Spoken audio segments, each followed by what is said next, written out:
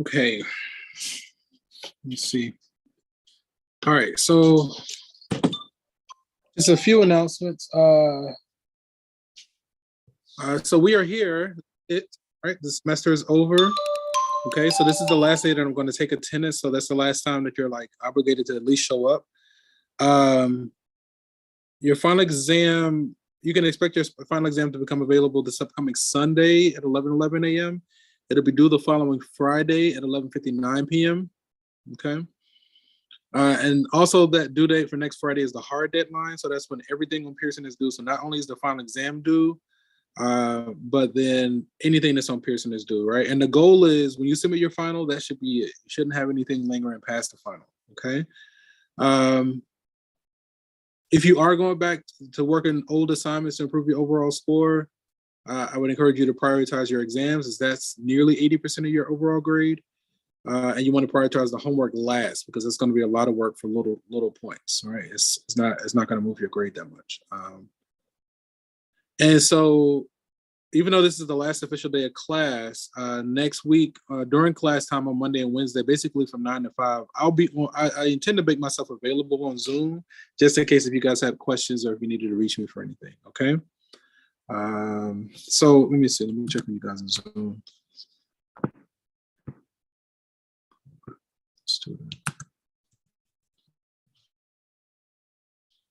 Okay.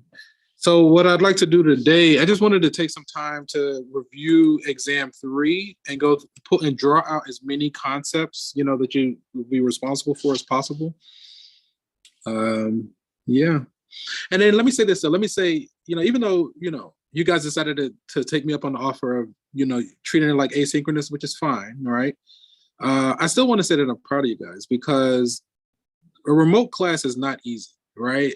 With any kind of remote class, the responsibility is more on you, right? You have to take it upon yourself to show up, to cross all your T's and dot all your I's, make sure things are in order. And if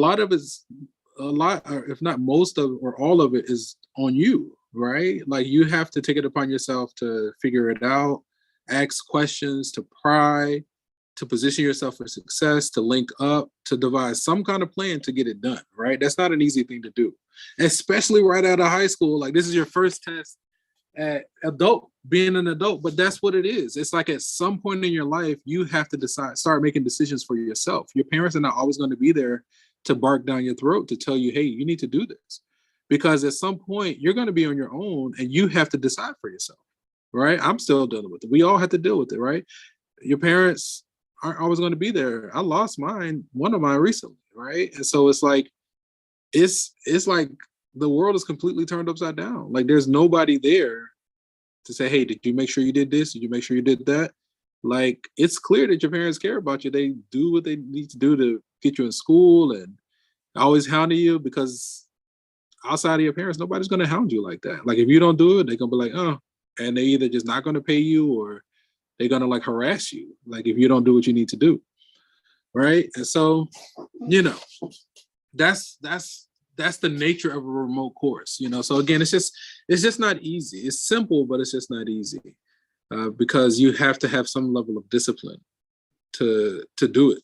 It seems very trivial and nonchalant, but in application, I mean, we met twice a week, this is 16 weeks, right? That's not easy to do. So, you've done it. You guys are here.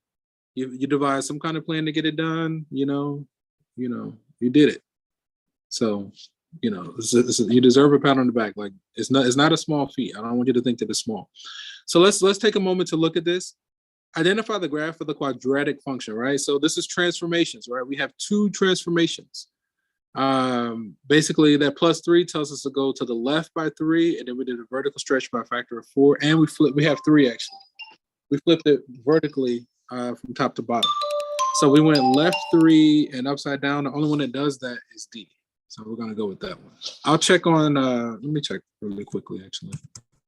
Somewhere I can kind of get in there.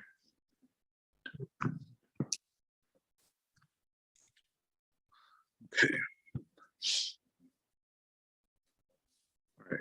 So let me see. So this one, it says match this function with its corresponding graph. So it says we went left 3, stretched vertically by a factor of 2, and down 6. So it has to be D, right? That's the only one that went left 3 and down 6. Okay. That has this vertex who's, let me see, 9, so 2x squared.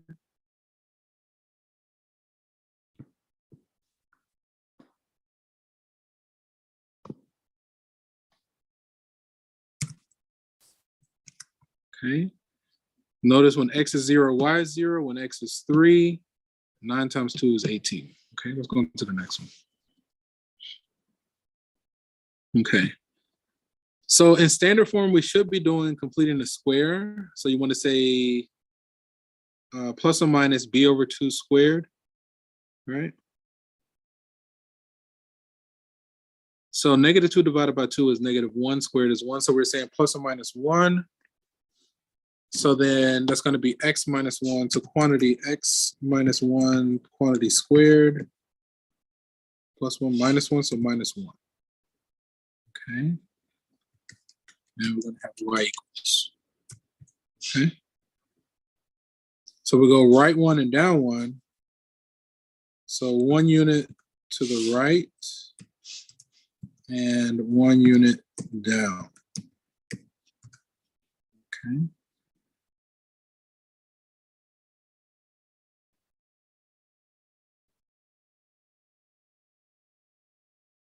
Right 1, down 1.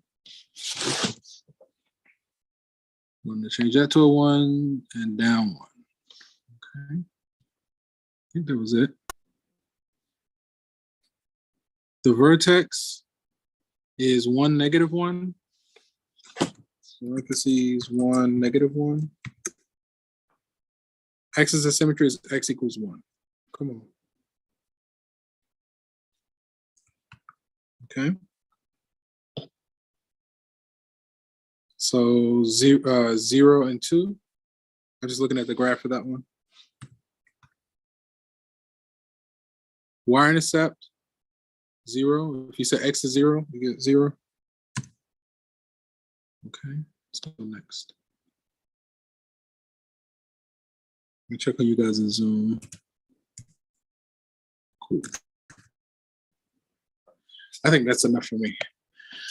Okay, guys. So, I'm not a fan of talking to myself. It already feels like I'm talking to myself, but if I know you guys aren't listening, then I extra don't talk to myself. So I'm going to go ahead and log off, and I'll get back on for my next class. All right, guys. I wish everyone the best. You know how to reach me if you have questions, okay? If you need help with anything, otherwise, good luck with everything, guys. Take care.